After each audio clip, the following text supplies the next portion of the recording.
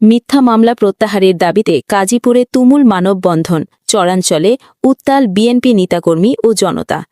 একমাত্র বসুন্ধরাই সয়াবিনের প্রাকৃতিক গুণাগুণ ধরে রাখতে পারে, তাই রান্না হচ্ছে প্রাকৃতিকভাবে। আমাদের সহকর্মী মোহাম্মদ পলাশ শেখের রিপোর্টে দেখুন বিস্তারিত। সিরাজগঞ্জের গাজীপুর উপজেলার চরাঞ্চলের তেকানি ইউনিয়নের বীর মুক্তিযোদ্ধাকে শারীরিক হেনস্থার ঘটনায় দায়ের করা মামলাকে মিথ্যা দাবি করে তা প্রত্যাহারের দাবিতে বিক্ষোভ ও মানববন্ধন করেছে স্থানীয় বিএনপি নেতাকর্মী ও সাধারণ জনগণ। বৃহস্পতিবার ৯ এপ্রিল সকালে তেকানি ইউনিয়নের পানাগাড়ি বাজার এলাকায় অনুষ্ঠিত মানববন্ধনে বিএনপি ও এর অঙ্গ সহযোগী সংগঠনের শতাধিক নেতাকর্মী এবং স্থানীয় সাধারণ মানুষ অংশগ্রহণ করেন। এই সময় পুরো এলাকা জুড়ে উত্তেজনাপূর্ণ পরিবেশ বিরাজ করে। মানববন্ধনে বক্তব্য রাখেন মামলার আসামি ও সিরাজগঞ্জ জেলা ওলামা দলের সাবেক যুগ্ম সাধারণ সম্পাদক জহুরুল ইসলাম।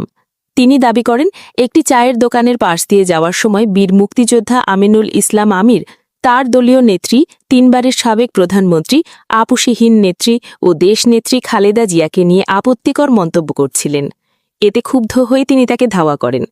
তবে তার আঘাতপ্রাপ্ত হওয়ার ঘটনায় তিনি জড়িত নন বলেও দাবি করেন।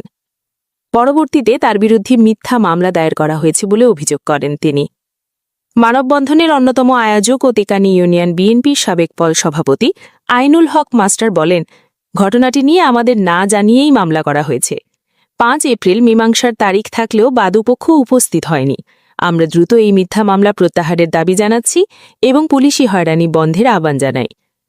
উপজেলা কৃষক দলের সাবেক সাধারণ সম্পাদক রুহুল আমিন খোকন বলেন, চরাঞ্চলের ৬টি ইউনিয়ন থেকে নেতাকর্মীরা এই মানববন্ধনে যোগ দিয়েছেন।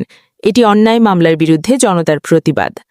এ সময় উপস্থিত নেতাকর্মীরা মামলা প্রত্যাহারের দাবিতে স্লোগান দেন।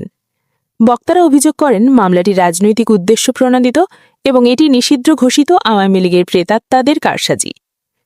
তেকানি ইউনিয়ন বিএনপির সাবেক প্রধান আলহাজ ঘোষ মাহমুদ সরকার প্রশাসন ও দলের উচ্চ পর্যায়ের নেতাদের দৃষ্টি আকর্ষণ করে দ্রুত মামলা প্রত্যাহারের দাবি জানান। উল্লেখ্য, স্থানীয় সূত্রে জানা যায়, গত জাতীয় সংসদ নির্বাচনের আগেই ফেব্রুয়ারির শুরুতে পানাগাড়ি বাজারের একটি চায়ের দোকানে বীর মুক্তিযোদ্ধা আমিনুল ইসলাম আমিরকে নিয়ে কটূক্তির জেরে উত্তেজনার সৃষ্টি হয়। অভিযোগ রয়েছে, এই সময় জহুরুল ইসলামের নেতৃত্বে তিনি লাঞ্ছিত হন। পরবর্তীতে ভুক্তভোগীর পরিবারের পক্ষ থেকে মামলা দায়ের করা হলে আদালত গ্রেপ্তারি পরোয়ানা জারি করে। মামলাটি বর্তমানে বিচারাধীন রয়েছে। এই মামলাকে মিথ্যা দাবি করে দ্রুত প্রত্যাহারের দাবিতে স্থানীয় বিএনপি নেতাকর্মীরা মানববন্ধনের আয়োজন করেন।